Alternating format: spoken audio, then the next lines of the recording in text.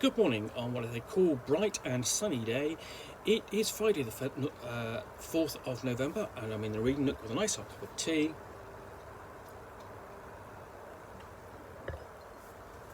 And a parcel to unbox. Oh, this actually has a tag.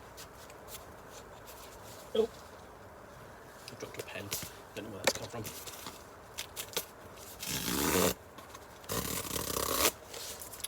So what we have in here, I can't see what we've got in there, but it's going to come out. Well, it's definitely Chaosium, so let's pull that all the way out. And what we've got is the Chaosium Archival Collection Volume 1, the Stafford House Campaign, a collection of Greg Stafford's RuneQuest campaign essays 1978 to 1981. It's published by Chaosium. And this, I picked up a copy of this myself when I was at Gen Con.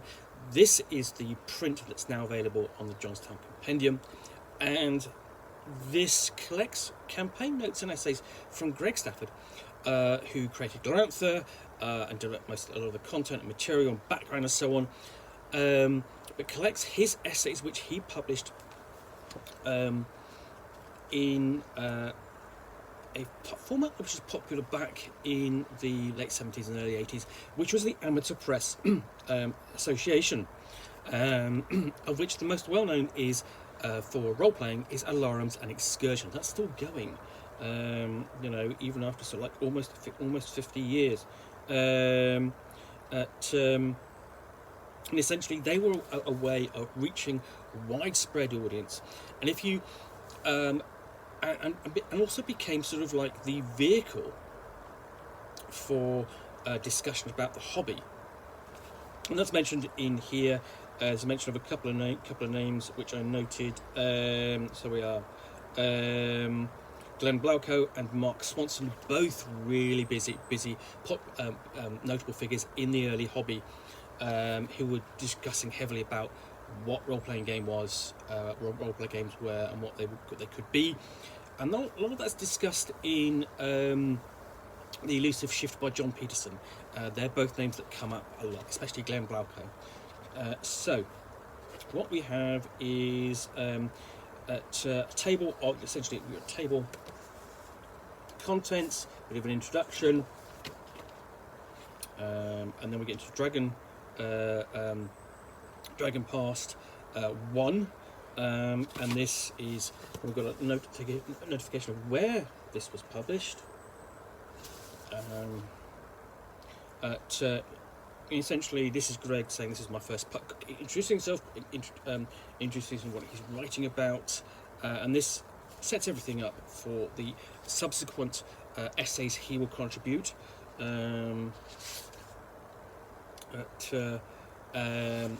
So it includes, you know, so basically an overview, got some notes on raised, dead, etc. in Gloranthan terms, discusses cults and hero quests.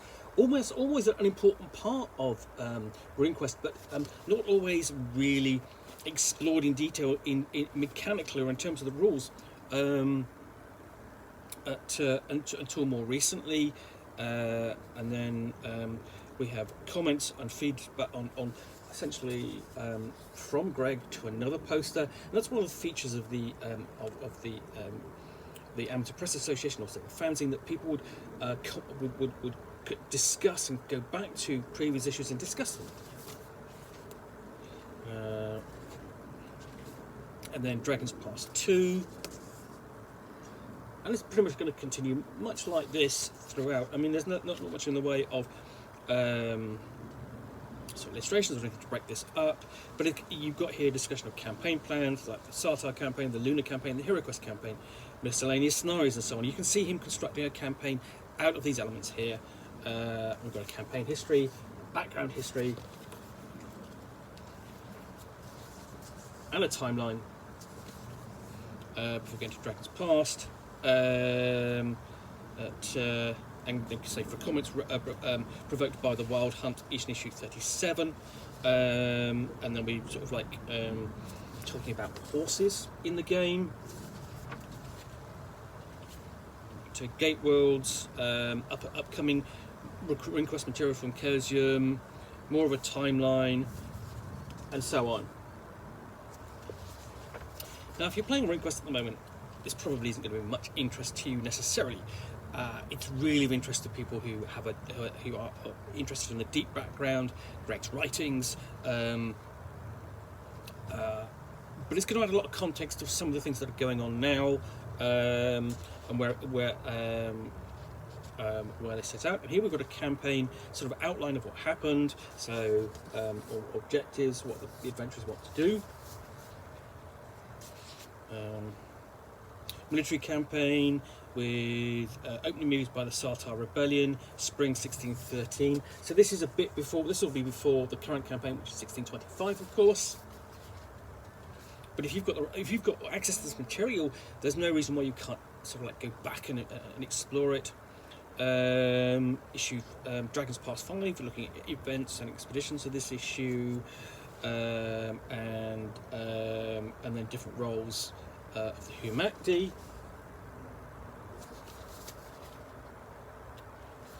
The Crown Test of Lyca,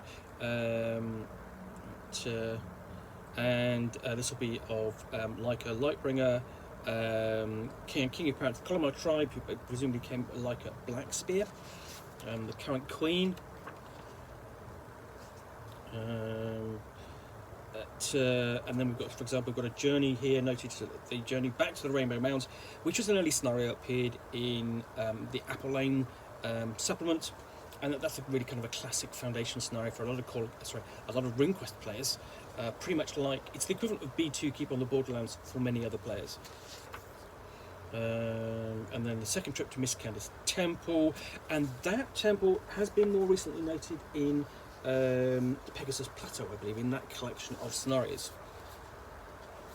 And then Dragon's Pass 6, we've got new directions to the campaign, basic requirements for participating in the Dragon Pass campaign, just the ongoing events of the campaign and how it's changing, so on. We've got encounter charts, a list of players, and we've got actually got an illustration. Here's a map breakdown of all the Sartar tribes. Let's see if that's anyway.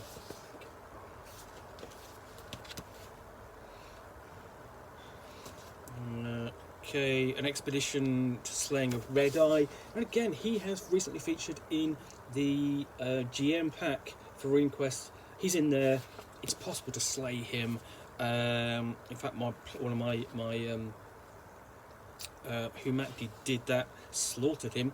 We've got a hero quest path to journey Frenella, including the Great Humanity quest. So there's opportunities here for as the game master to delve back into the history, look at this, and see what can inspire the current games. Adventurers of 1615. And then we've got things like Expedition Convoy Guarding at Alone, or Expedition Hunting Down Val the Victorious. Just overviews what's happened in this campaign, and then sort of like this can be inspiration if necessary. Assault on the Isle of Dead, the Attack of Elysia's Grove, the Purchase of Anna, all expeditions mounted by as part of a great campaign. Then continuing this, corrections. We've got corrections to past expeditions, and then other events like introducing the Lunar Landlords, because they occupy Sartar throughout this period. Expedition reports, where they're dealing with the Chaos Tunnels. The dissolution of the Temple of the Wooden Sword. Expedition, Fourth Duck Tower. Duck Tower features is a scenario for judges from Judges Guild, and we've got sheets here for an expedition report to fill in.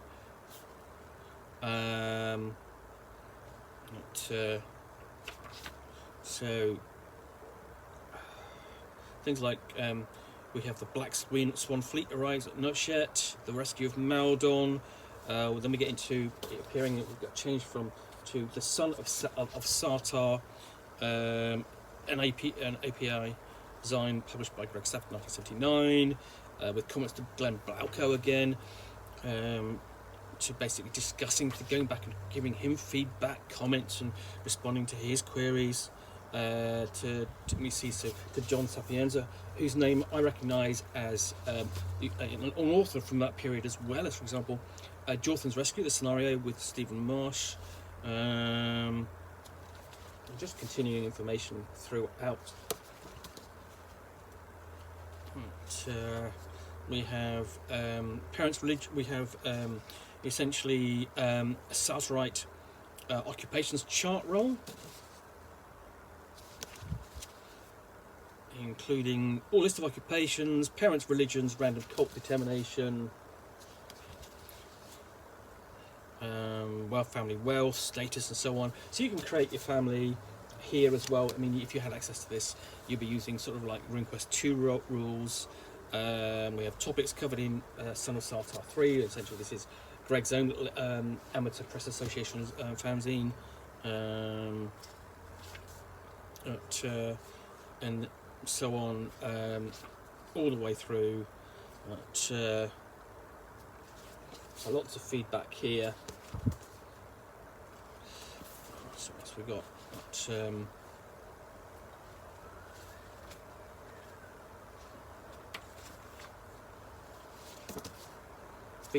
Just general feedback.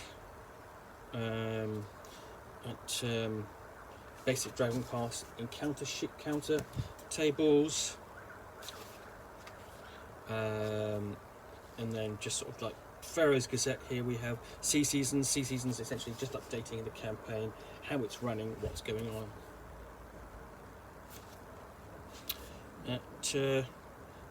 And then we really come down to essentially just presumably like a campaign tracker, fairly simple. And that's everything in the Stafford House campaign.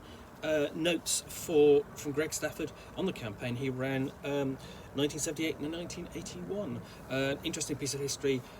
Durantophiles, scholars of RuneQuest would definitely be interested in seeing this and reading through it. If not, if at least just to see what he was doing, and potentially for inspiration as well. Anyway, I hope you've enjoyed this unboxing in the Nook. If you have, then please do click on the like button down below. And of course, if you've got any comments or feedback, I appreciate you taking the time to post those. And lastly, if you want to be alerted to yet more unboxings in the Nook, where you will see me out here with a parcel containing a book or game, which I will unbox and chat about to the best extent of my knowledge, all of course accompanied by a nice hot cup of tea, then please do hit the subscribe button down below. In the meantime, thanks again for watching another unboxing in the Nook. Bye for now.